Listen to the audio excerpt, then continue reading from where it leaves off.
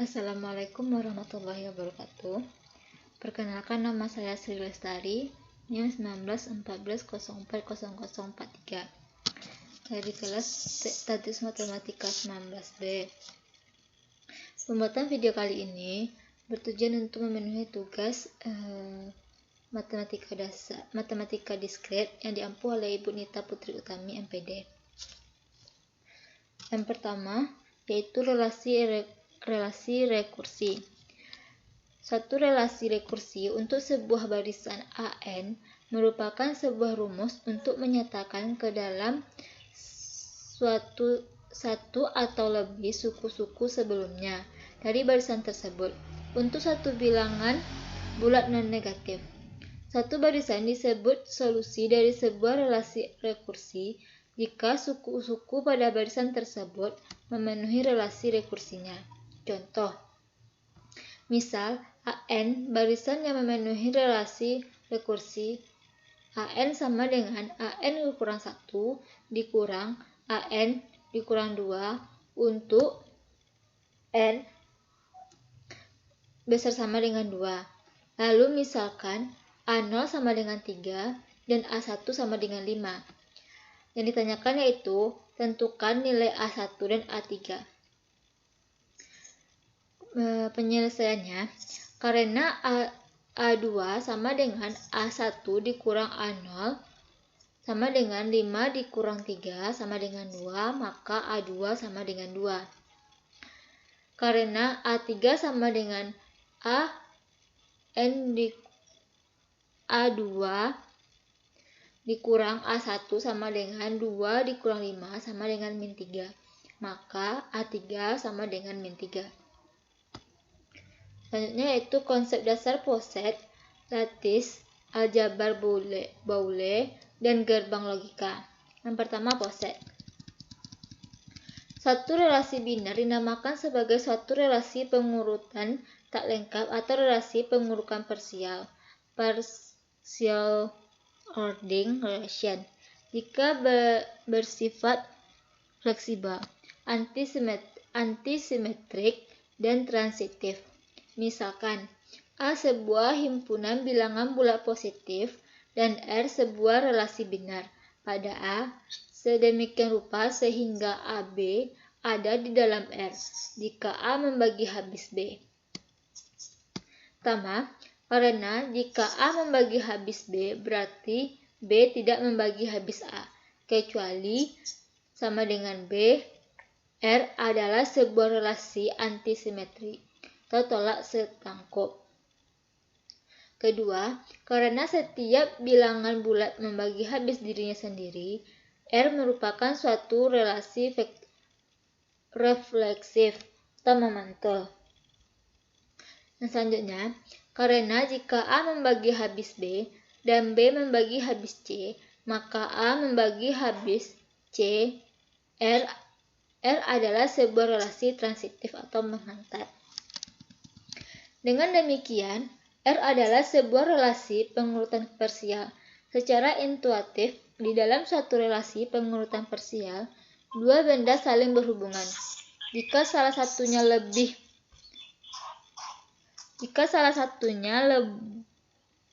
kecil atau lebih besar daripada atau lebih pendek, lebih tinggi daripada lainnya menurut sifat atau kriteria tertentu.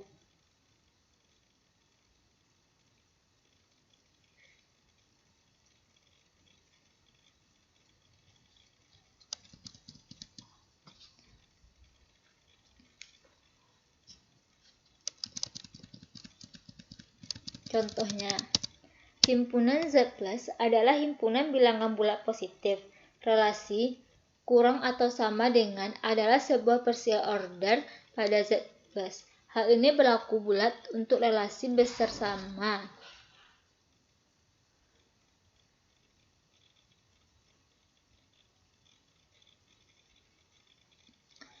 Penyelesaiannya, bila AB ada di dalam R, jika A kecil dari B. Karena setiap bilangan bulat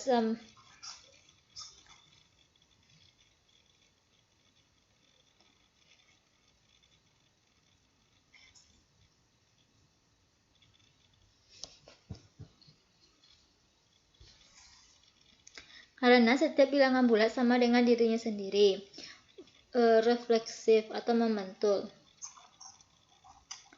Karena besar B dan BA kecuali A sama dengan B antisimetrik.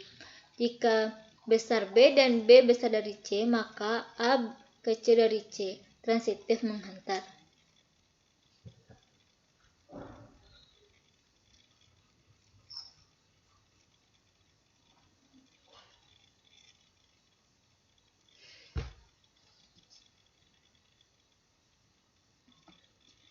Yang kedua yaitu lattice. Sebuah himpunan turut partial order set atau poset adalah sebuah himpunan di mana elemen-elemen terurut berdasarkan sebuah relasi urut. Sebuah lattice QCL adalah sebuah poset di mana in AB dan sub A, B ada bentuk sembarang A, B anggota L.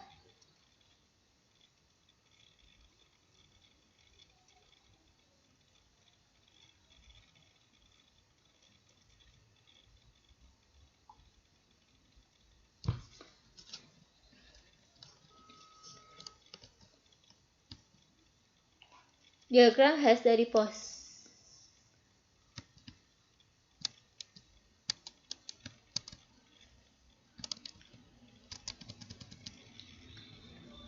selanjutnya poset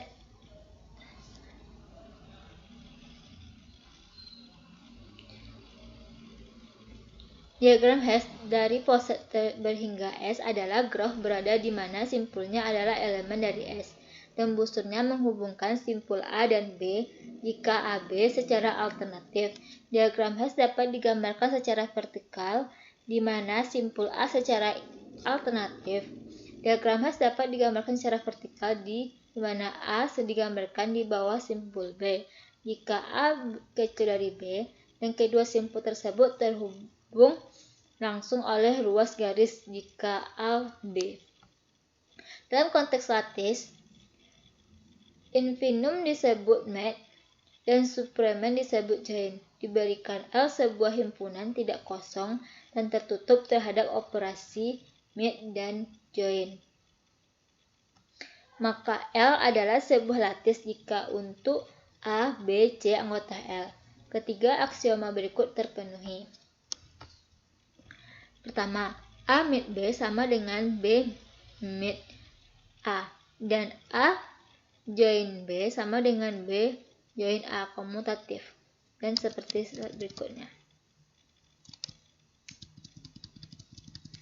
Yang materi selanjutnya itu aljabar Boylan. Misalkan B adalah himpunan yang didefinisikan pada dua operator biner plus dan negatif dan sebuah operator unar. Misalkan 0 dan 1 adalah dua elemen yang berbeda dari B. Maka tupel B plus, 0, 1 disebut aljabar Boylan jika untuk setiap A, B, C, B berlaku aksioma berikut.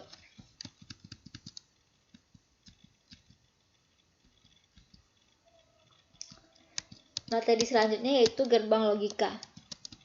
Gerbang logika atau logic gates adalah sebuah entitas untuk melakukan pengolahan input-input yang berupa bilangan biner. Hanya terdapat dua kode bilangan biner, yaitu angka 1 dan 0. Dengan menggunakan teori matematika Boylan, sehingga dihasilkan sebuah sinyal output yang dapat digunakan untuk proses berikutnya. Pengertian gerbang logika berdasarkan Wikipedia adalah suatu entitas dalam elektronika dan matematika Boylan yang mengubah satu atau beberapa masukan logika menjadi sebuah sinyal keluaran logik. Gerbang logika terutama diimplementasi secara elektronis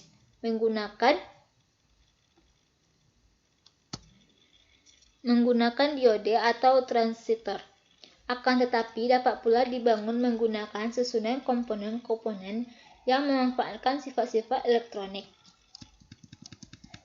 Jenis-jenis gerbang logika. Pertama, gerbang AND, gerbang AND yang kedua gerbang OR, ketiga NOT, yang keempat NOT, NOR, SOR, XNOR.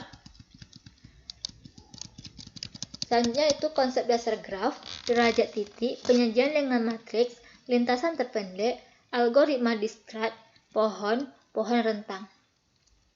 Konsep dasar graf.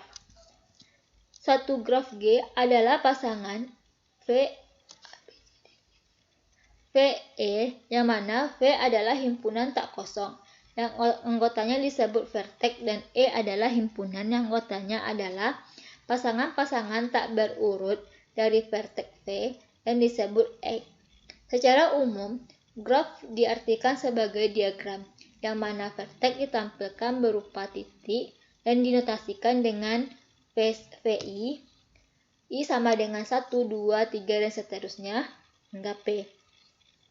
Dan X ditampilkan berupa garis yang menghubungkan dua vertex VI dan VC dan dinotasikan dengan X K sama dengan 1, 2, 3, dan seterusnya hingga Q. FI dan FJ disebut vertex ujung dari EK.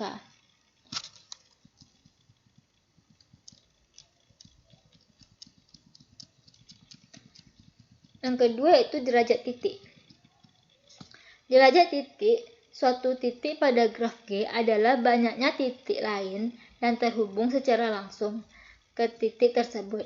Yang kedua, penyajian dengan matriks.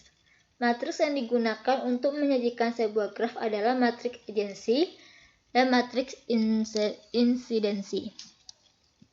Keempat, lintasan terpendek. Sebuah lintasan PN adalah jalan W yang semua titiknya berlainan. Sedangkan siklus CN adalah lintasan yang titik awal dan titik akhirnya sama. N menyatakan banyaknya titik, kemudian lintasan terpendek yaitu lintasan dari vertex, simpul atau titik awal ke vertex, simpul atau titik akhir, yang memiliki bobot X atau garis terkecil. Makanya disebut lintasan terpendek, karena jumlah semua bobot pada garis yang dilalui dari titik awal ke akhir itu terkecil. Kelima, algoritma distrat adalah sebuah algoritma yang dipakai dalam memecahkan permasalahan jarak terpendek. Untuk sebuah graf berarah, algoritma ini dipublikasikan pada tahun 1959. Jurnal numeris matematik yang berjudul I Not Want to Problem is Connection with Graphs dan dianggap sebagai algoritma Grady. Permasalahan rute terpendek dari sebuah titik awal ke titik akhir lain adalah sebuah masalah klasik optimasi yang banyak digunakan untuk menguji sebuah algoritma yang diusulkan. Permasalahan rute terpendek dianggap cukup baik untuk mewakili masalah optimasi karena permasalahan mudah dimengerti.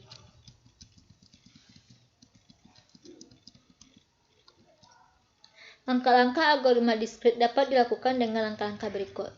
Pertama, tentukan titik mana yang akan menjadi node awal, lalu diberi bobot jarak pada node pertama ke node terdekat satu per satu.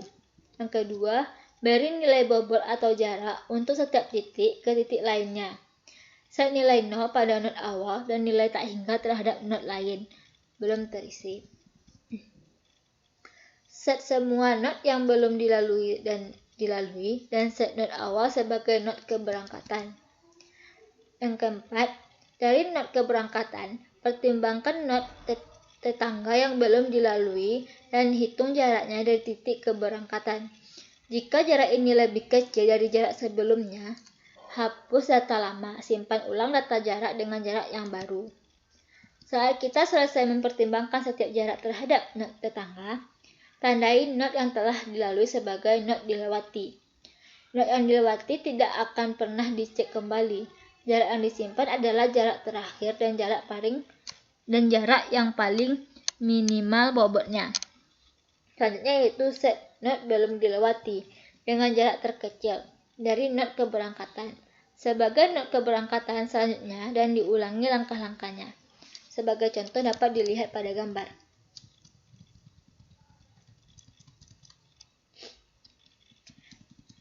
Hasil setiap set dapat dilihat pada tabel berikut.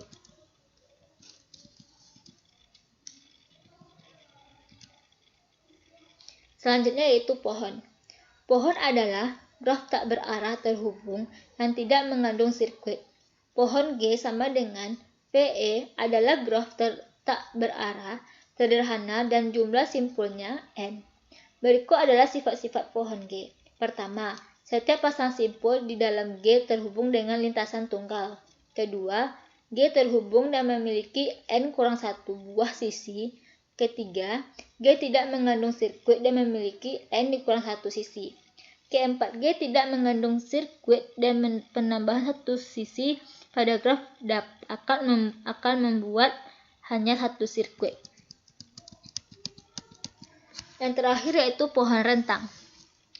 Pohon merentang adalah graf merentang yang berupa pohon dari graf terhubung. Pohon merentang dapat diperoleh dengan memutus sirkuit dalam graf terhubung. Simpul pada pohon merentang T sama dengan simpul pada graf G, dan sisi-sisi pada pohon merentang T merupakan subset dari sisi-sisi graf G. Sekian penjelasan dari saya. Assalamualaikum warahmatullahi wabarakatuh.